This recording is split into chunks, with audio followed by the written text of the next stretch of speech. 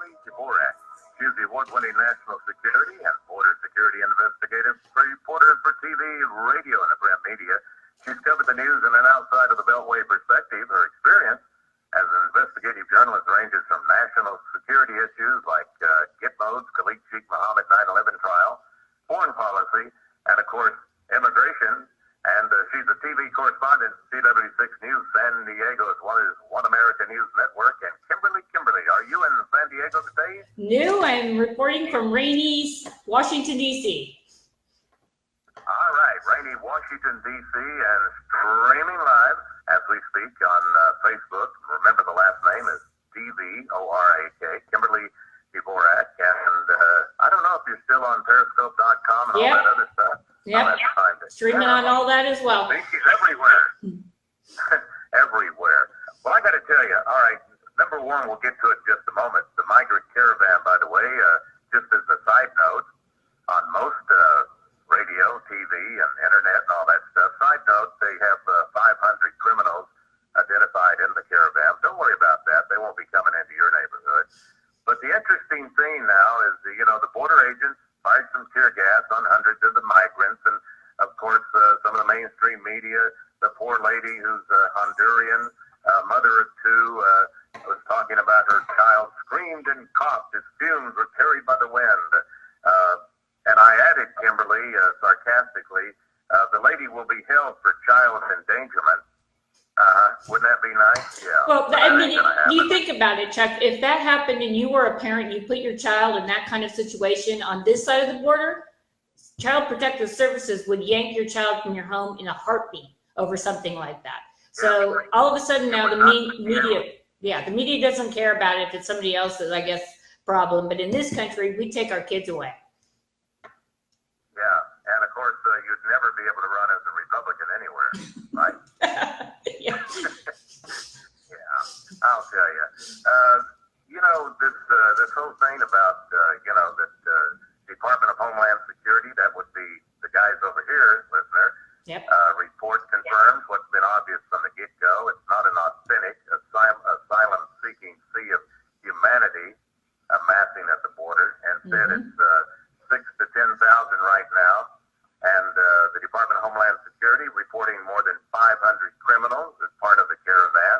And as I mentioned last week, Kimberly, the Department of Homeland Security actually had people sealed, undercover. Yeah, that's the word I'm looking for. Undercover in that caravan. That wonderful word, caravan. Yes. Yeah. So they know what's going on. Yeah, they know what's going on. And actually, today the Department of Justice announced that it had arrested the Honduran president, the current president of Honduras, which seems to be where a lot of these migrants are coming from. His brother was picked up in Miami and has been charged with drug trafficking and trafficking in weapons. So he's sitting in prison down in Miami as we speak. And we're on air talking about the crisis that is, this is essentially an invasion that is coming across our southern borders. There's no other way to frame this. There is no other way to frame this. And if anybody saw any of the coverage yesterday, there ought to be no doubt whatsoever, not all, but a good portion of them believe that they have a right to be in America, and they stormed and they threw bottles and rocks and cement at our Border Patrol agents. So that's not exactly how peace-loving people try to immigrate to a new country. So, there are definitely some really bad seeds there. Not to mention the president of Honduras, his brother is actually a drug dealer. So, and, trafficking weapons as well. So, I mean, it's not shocking, but Americans probably won't hear this on the mainstream media. Yeah, and I gotta tell you, I haven't been on the websites for news in about 45 minutes or so, but first time I'd heard that. Wow. And here they are, they wave their flags and throw rocks at the Border Patrol, and try to tear down the fence. And please let us in, because all we want is asylum from a country we hate. That's why we're waving their flags. And oh boy, I mean, it's very, very. It makes no sense. And then also to know, I know we have a quick break here, but I wanted to say real quick, this happened right after the election. Imagine if this would happen 2 days before the midterms. Oh yeah. And you know what? As I remind, and we'll talk more about it when we come back, in 2013, a lot of your favorite presidents there, you people, Obama, did the exact thing with tear gas. So there you go. But you don't hear it from the mainstream media, only on places like this, with people like this. Kimberly Dvorak, D-V-O-R-A-K, and it's the KDReport.com. She's streaming live right now on Facebook. We'll be back. CRN Cut Wilder with my guest, Kimberly Dvorak, correspondent, CW6 News San Diego, One America News Network, and the KDReport.com, streaming live on Facebook. And, they talk about in 2013, okay, the Obama administration used pepper spray to fend off a group of approximately 100 migrants. And, the mainstream media didn't make a big deal out of it. So where was it? Oh, here it is. Let me see. It was the same San Ysidro port of entry. Yeah. And they fired pepper balls and used other uses of force devices to repel the crowd and the migrants throwing rocks and bottles at authorities. Yeah. But what's happening now, Kimberly, the Democrats lashing out at the Trump administration. Oh, America should be in uproar. Yeah. Boy, I'll tell you. Yeah, I mean, it's incredible footage that we're seeing, and I've also been hearing from my Border Patrol contacts where they've actually been getting intel from the air as these caravans have made their way up through Mexico, and so they're actually using the use of drones and airplanes and things to collect information on the people that are traveling inside these caravans, I guess. I don't know that it's necessarily a caravan. I mean, these people are coming here and obviously they think that they have a right to come to the United States. So I don't think that's necessarily a caravan. They could wait, they could get in line, they can do what the Mexican government asked them to do. The Mexican government off them said, hey, you can stay here, we'll give you asylum, you can, integrate into our society. And the majority of them said, no, I'm going to America. And, that is, if people actually look at the law, and I know we talk about this a lot, but the second you leave your country to say that you're leaving for political asylum, it's too dangerous, you're fear the politics of this, the very first country you go to, that's where you claim asylum. And maybe your guests will remember back, a couple of years ago when the Iraqi Christians came across the border in San Diego, and they had family and they weren't living off of, the taxpayer or anything like that. But when it came time to go through the asylum process, they had actually gone to Germany first, and the United States deported them back to Germany. So this isn't something that's just, the people that are traveling up from Central America. And I also like to make the point too, that for the most part, Costa Rica, Panama, those aren't really violent countries. Why aren't we seeing them travel south? Well, you see, they want to come to the greatest country in the world and change it, I guess. Yeah. Well, I mean, it is the greatest country in the world, but it's not going to be the greatest country in the world if we continue to allow people to abuse our legal system. I mean, look what happened in Paris over the weekend, where you have, former cabinet members saying, look, we have 4 or 5 years tops, or our country is going to be permanently changed and we're not going to be able to go back. And these people are talking about all of the Muslims who made the mass migration from over in the Middle East up through to France and all the way up to Britain, and we saw Brexit as a result of all of this. But you had high-level people after this weekend saying, we've got to stop this, otherwise we are permanently changed. And you're seeing Jewish people move out of, Jewish citizens of France that are leaving the country in fear of their lives. That's their country, and they're in fear of their lives. So, I mean, this has consequences. It may not be next week or next year, but within the next several years, these actions do have consequences. Yeah, and, it's interesting, too, that a lot of migrants, I'm trying to think, I believe they came from Cuba, where they landed in Mexico, and then they had the papers. Yep. Yeah, well, and I know that once you put, that was where they would land in Florida. All right, once you put your foot on American soil there, the wet foot, dry foot thing.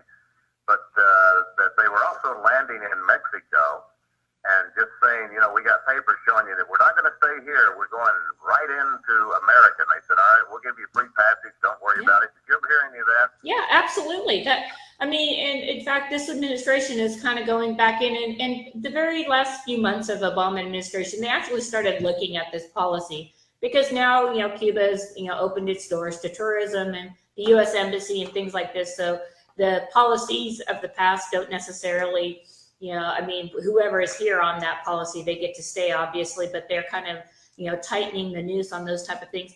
But when you look at, you know, the Central Americans, and when they come to this country, they're looking to come here. And as a political asylum, I mean, if you wait to come lawfully 7, 8, 9 years to get in this country, it'll take you 5 years before you can be an American, collect the benefits and all of this. You come in under political asylum, 1 year. After a year, you could start bringing in your family members, and you can apply for permanent resident status, and you can start collecting taxpayer benefits like food stamps and health care and those kind of things. So, I mean, we're $22 trillion in debt. And I don't know how much, I mean, Americans are kind of up in arms about the healthcare costs in this country. How do you think adding 70, 100,000, 500,000 people into this country is going to help that process whatsoever? It's not. And people are taking advantage of the laws we have on the books. And this is where the Trump administration really needs to put their foot down and really needs to hold Congress accountable, saying, look, we need to fix this. The people of America want this fixed. Now, your hometown base there, San Diego. Yeah. The San Diego Union Tribune, okay, reported, and whenever they put it on here, an illegal immigrant mother of two from Guatemala, all right, they had to throw in there mother of two. She wasn't carrying the two, by the way, when this happened. Yeah. But anyway, she wound up at an American hospital, is now receiving taxpayer-subsidized care. This happened Friday. Yeah. Reportedly fell while climbing the border fence near San Ysidro Port of Entry in San Diego, and she was impaled. Yeah, impaled by the fence. Yeah, a rebar. Yeah, it pierced her side and her buttocks, according to the San Diego Union. The mother of two from Guatemala is now in a hospital, and you're paying for it, Americans. Yeah, well, I mean, and this is, I mean, it's kind of another time I'm kind of a little bummed that I'm not in San Diego right now, because there's a lot of excitement going on with this and a lot of good footage coming out of there. But I mean, in San Diego, you look at the roads, the highways, the infrastructure, the school system, the healthcare. You're looking at a lot of this stuff in San Diego, and it's run down. It's worn. And San Diego's not building new roads and new highways to, I guess, prepare for the influx of all these migrants that feel that California is the next home. And Californians actually have a lot, of issues with this, but they continue to send Democrats to the state legislature. And it's the Democrats who are like putting out sanctuary city status. Why do you think they're all coming in San Diego? We're not seeing this in Texas. We're seeing this in San Diego because California's basically said, whoo, come on over here. We want you all to come to California. You're going to get licensed. You're going to be able to drive cars and get jobs and free benefits for life, and your family can all come. They're listening. Central Americans are listening to that message saying, let's go. We're going. I ran across an article over the weekend, Kimberly, by Steve Pomper, Pomper, ex-policeman, now writes columns and talking about how the homeless, mainly in states and areas that are run by the left. Mm-hmm. And his whole take on this, very interesting, is because you're talking about, these people come in, we take care of them. Well, guess what? There's organizations, you see, that take care of these homeless people, and they're the ones that the government is paying to take care, or your taxes are paying to take care of the people that are coming in, see? Mm-hmm. And so now this whole thing also said that they tell them, you want your home, you will go out and protest Proposition so-and-so and Proposition this and that. And he names off all these places, and it's California #1.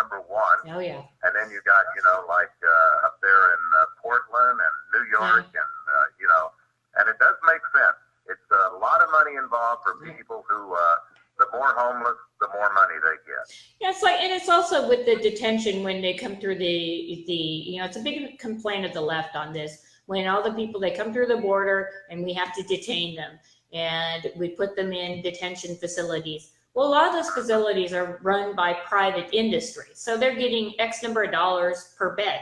So they're making money on that as well. So these are all kind of symptoms of the greater problem, which is immigration.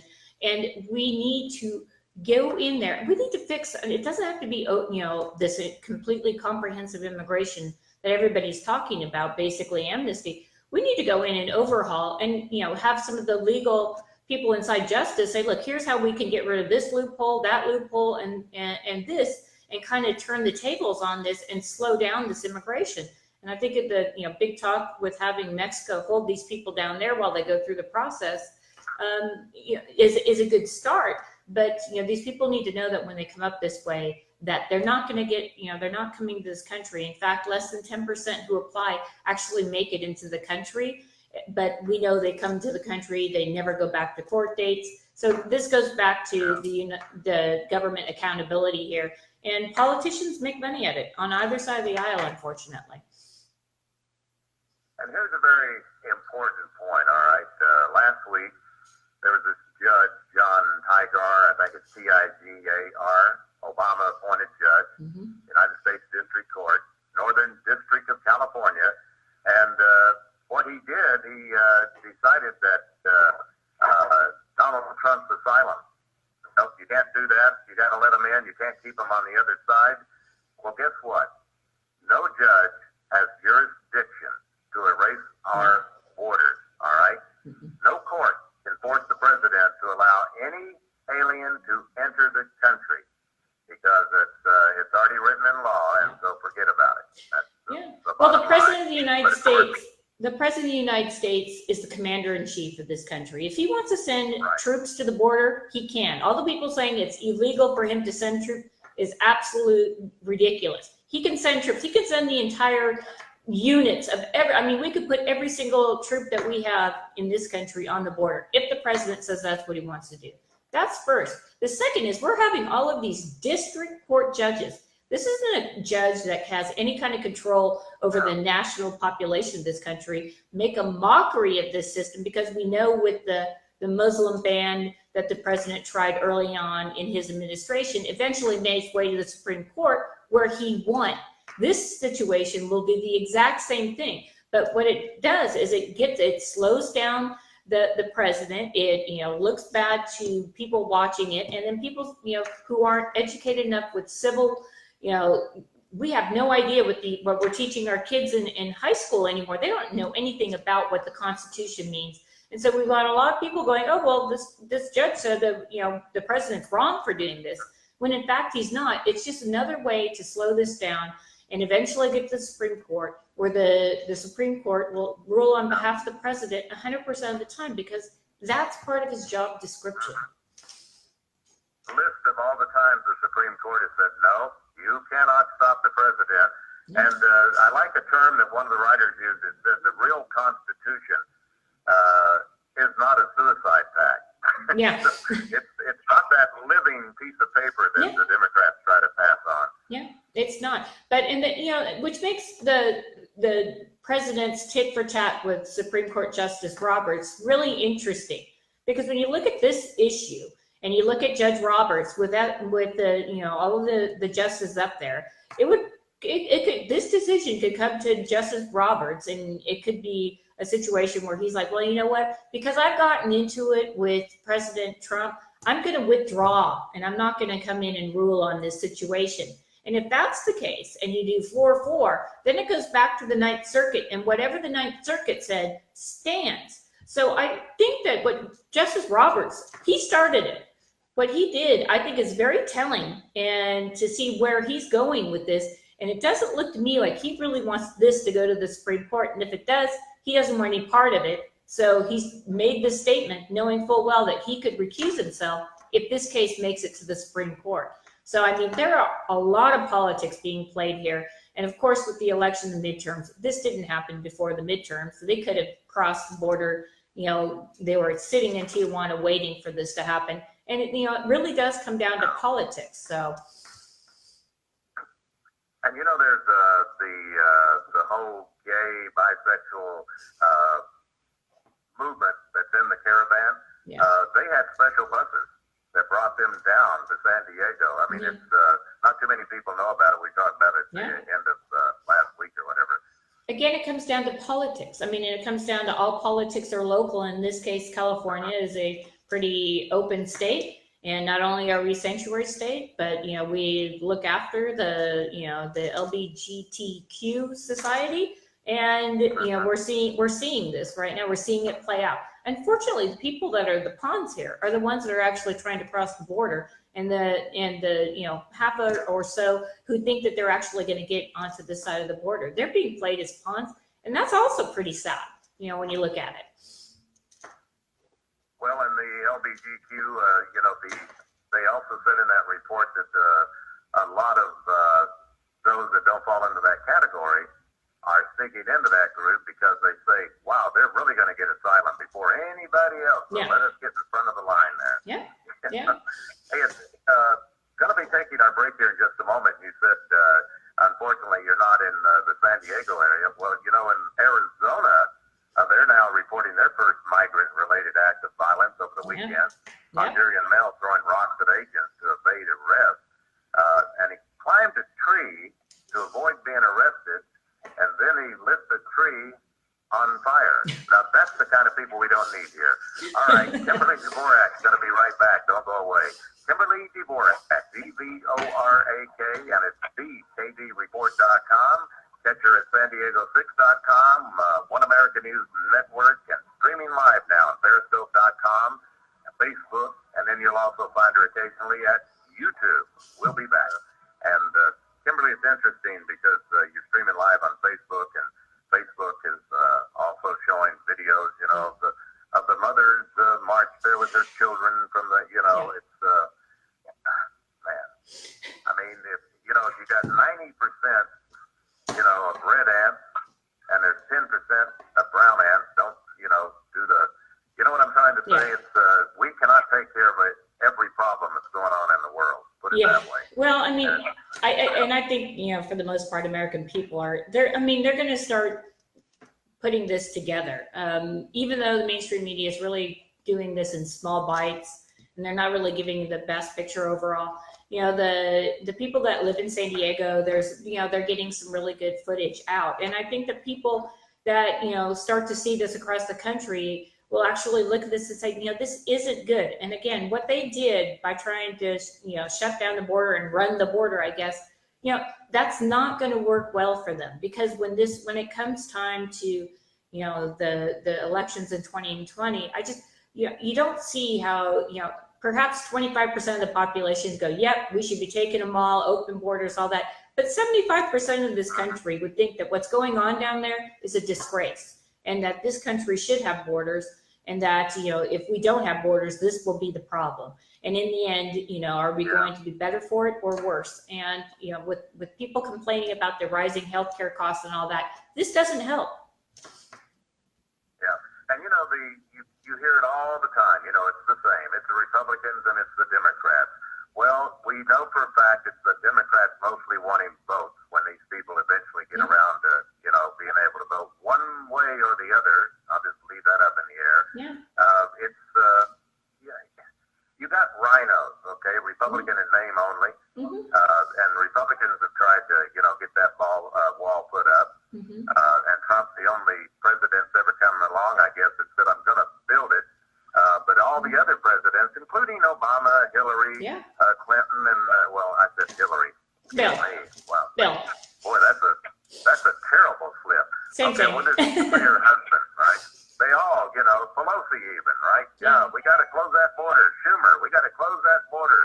And I think Schumer put out something now, I haven't been able to verify yet, that he actually made the statement that the Democratic Party is relying on these people to get into the country. And if that's the case, that's lawlessness. And again, when people go to look at the rising healthcare costs, and they're looking at the rising cost of living in this country, telling you, these people are getting benefits. And if they're within a year able to bring their entire family over, you know, I mean, we're talking about people, I mean, sadly, they're not educated. And, you know, so they're not coming here and they're not going to work in yeah. I mean, so we're talking about people that don't have any skills. So they're going to rely on the public, you know, trough to like get them through. That does not help this country. Yeah, you know, come over here, assimilate. You come into the greatest country in the world, all right? Don't demand, you know, that we have 137 different languages on our ballot. Assimilate, become Americans, and you'll understand why this country's so great, you know? Yeah, and we had this discussion. Everybody had Thanksgiving. We had this discussion over Thanksgiving dinner. And people who are, you know, friends of mine that are right and left, we all had a consensus. This is wrong. Nobody threw a fork at you, right? No, not me. Okay. And as I say, don't lift your eyes up, all right? It's a big difference between immigrants and illegals. Yes, Thank you very much, Kimberly. Look forward to our next visit. Kimberly Dvorak, and it's thekdreport.com. Go to Facebook, YouTube, Periscope.com. Wow, she's everywhere. All righty. Bye. Hey, Frosty Waldry. He's the author of